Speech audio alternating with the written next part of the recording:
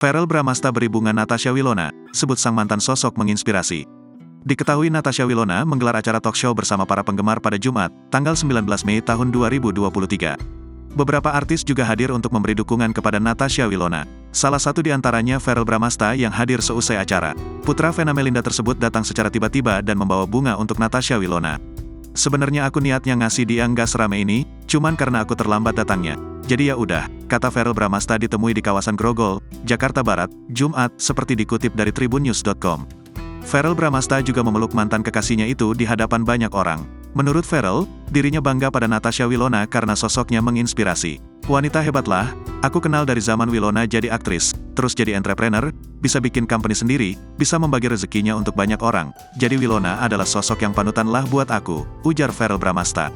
Acara ini adalah jumpa penggemar dengan artis-artis yang memandu di berbagai konten Iwil Network.